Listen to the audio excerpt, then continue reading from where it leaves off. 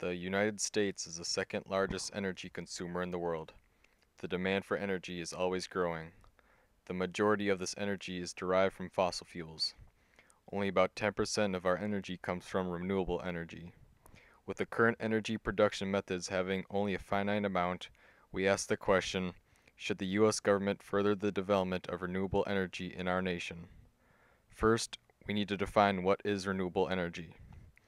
Energy that is generated from natural processes that are replenished, for example wind, solar, and geothermal energy.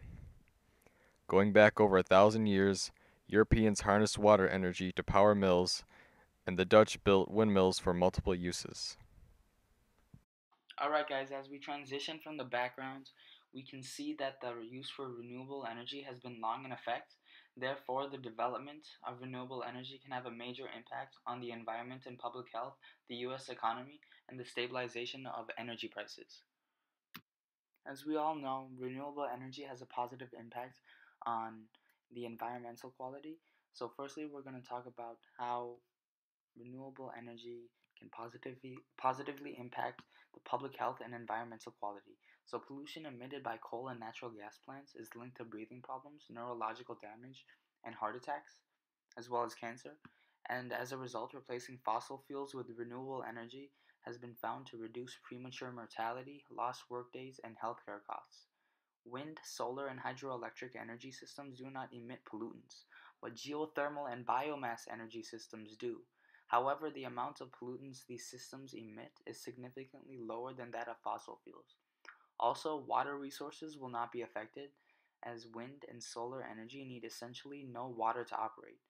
Biomass and geothermal plants require water for cooling, and hydroelectric power plants may impact river ecosystems, but based on the NREL's 80% by 2050 study, water withdrawals would decrease 51% to 58%, and water consumption would be reduced by 47% to 55%. So we can see from these numbers the tremendous impact renewable energy could have on the environment. More jobs are created for each unit of electricity generated from renewable energy sources compared to that of fossil fuels, due to the fact that renewable energy industry is more labor intensive, whereas the fossil fuel industry is more mechanized and capital intensive. Currently, renewable energy already is a major factor in the US economy, and there are many jobs out there tied to this industry, as there are a culmination of 355,000 jobs within the wind, solar, hydroelectric, and geothermal energy industries. It has been estimated by the Union of Concerned Scientists that 202,000 new jobs could be created if there was a 25% renewable energy standard by 2025. With the increase of renewable energy, local governments would be able to collect property and income tax from energy project owners, and these revenues could support important public services, especially in rural communities where the projects are abundantly located. As previously stated, the 25% renewable energy standard by 2025 plan would stimulate $263.4 billion in new capital investment. Renewable energy projects therefore keep money circulating within the local economy, and in most states, renewable electricity production would replace the need to spend money on importing coal and natural gas from other places. 15th Congress, Americans all over this country are coming up with their New Year's resolutions for 2014. In Congress, I propose we make this the year we stop ignoring climate change. Last year, CO2 concentrations reached dangerous new heights in our atmosphere.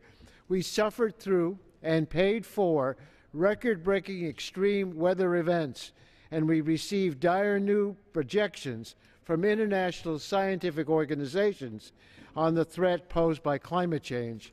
And what did the Republican-led House do? It continued its anti-environment voting record, voting 109 times in 2013 to weaken environmental protections. This behavior is reckless and irresponsible. Finally, renewable energy will help stabilize energy prices for the future. The costs of renewable energy technology have dropped dramatically since 2011. In areas with strong wind resources like Texas, wind power can compete directly with fossil fuel costs even though there are hefty investments needed to build renewable energy facilities. Once they are built, they operate at low cost because last time I checked, the sun, wind, and water were free. In contrast to fossil fuels, prices are very stable, unlike the substantial price swings in fossil fuel prices. The increased use of renewable energy could lower the prices of natural gas and coal due to the elements of competition and the diversity of energy supplies available. Long term investments in renewable energy could very well protect customers from the volatility of fossil fuel prices, which in turn would put more money in the pockets of the consumers, and this would help stimulate a healthy economy.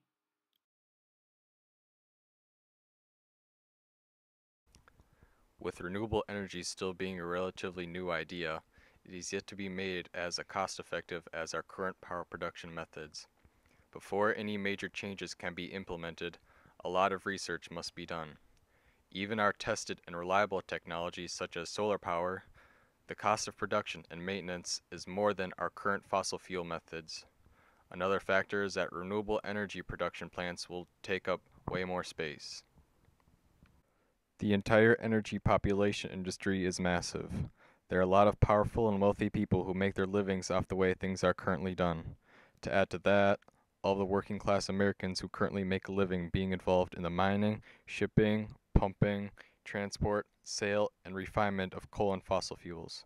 Add to that the various industries and people who produce the equipment used in energy production, as well as all the other businesses who depend on the current methods of power production. Once you add all of that up, you've got millions of people, rich and poor, who are personally invested in the success of the current power structure.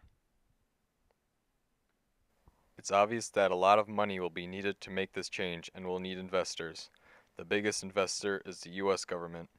Many years ago, the US government invested in oil and it has been provided a vast return. As far as the government investing in renewable energy, we are currently involved in incentivizing clean energy production through tax expenditures. Tax expenditures reduce the tax amount that a company owes if they meet the clean energy requirements. But in order to make a major change, the renewable energy business is going to need a lot more money.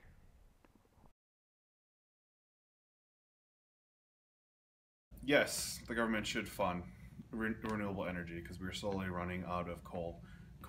A lot of fossil fuels such as natural gas, petroleum, and all those, we are slowly running out of it. In within 100 years, we're almost completely gone, or it'll be so expensive to get to that we will need another option to get to it. Yes, renewable energy is very viable. If the nation was to invest $56 billion into a solar farm in somewhere such as New Mexico or Nevada, we could, within 20 years, we can completely solve our energy demand. And actually, because it costs, you have to put infrastructure in. It costs money to build solar panels. It costs money, hydroelectric dams, and so upfront costs it will cost a lot of money. And since we already have systems like coal fire power plants, nuclear power, and all those kinds of stuff that are already in our country, why is the point of changing until we absolutely need to?